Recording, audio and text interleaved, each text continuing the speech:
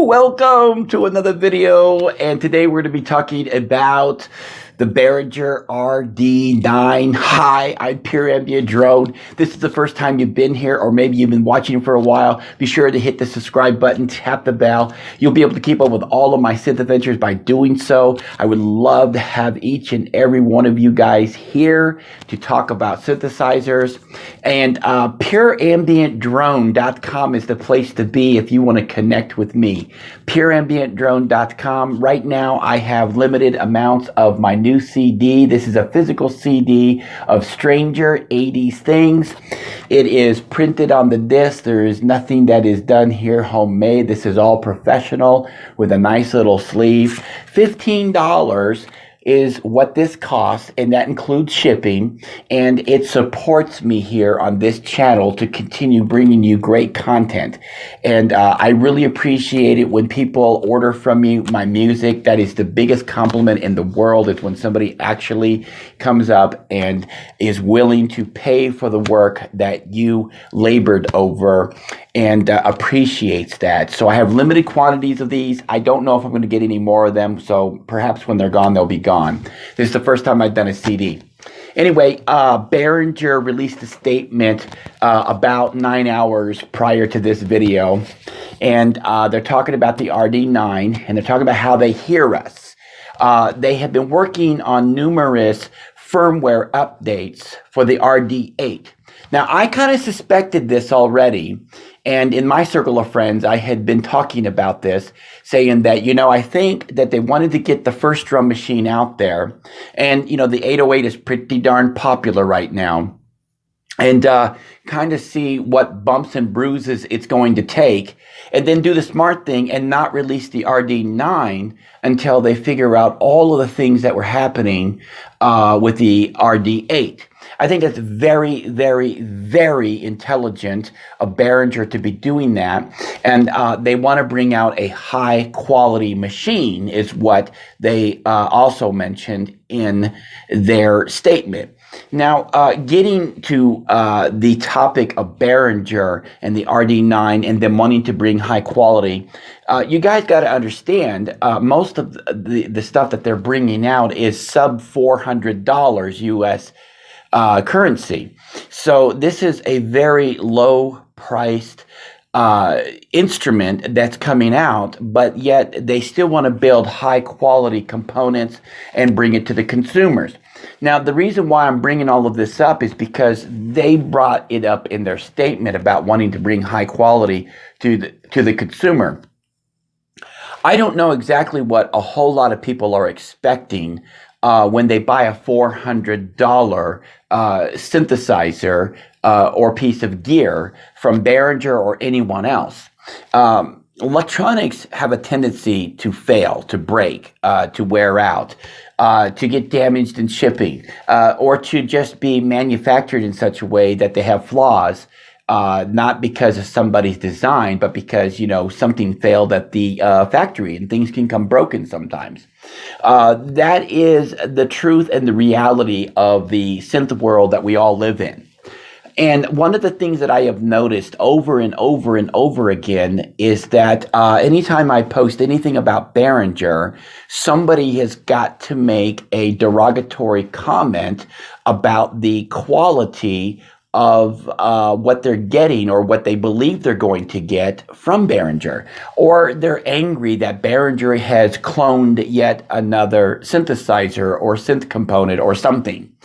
And I don't understand why people get so angry over what Behringer is doing. Behringer is working very, very hard to turn a profit. There's nothing wrong with working for a living and trying to make some money. Now, before anybody starts jumping to the comment section and starts accusing them of infringing on patents, that's nonsense. Everything that Behringer is doing, they're doing legally. And if there is a legal challenge to come, then the opposing companies that are offended by what they're doing will, of course, file a lawsuit. But as of now, I don't think anybody has a legal complaint about what Behringer has been doing in the last couple of years that they've been producing these clones. So I guess what I'm trying to say is that I'm very thankful that we have a synth company that will come out and make these components that nobody else is wanting to make. And now we see Korg has stepped up their game and has brought back the ARP 2600. And I give Korg a lot of credit as well, because in essence, I think maybe they kicked this whole thing off with the MS-20 Mini. It was really great of them to bring that back into the marketplace. And I think they did a wonderful job at the price point that they were coming in at as well.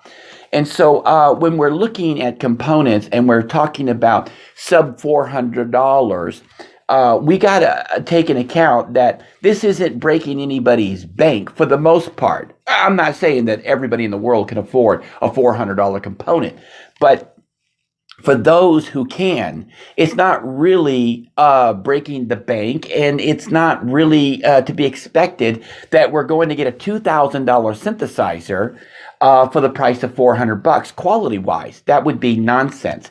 But I will tell you this: I have purchased $2,000 and above synthesizers and have had them fail on me. Okay, so it's not always the price that guarantees that you're going to get quality. I just want you guys to know that when you buy a synthesizer, you are buying electronics, and things go wrong with electronics.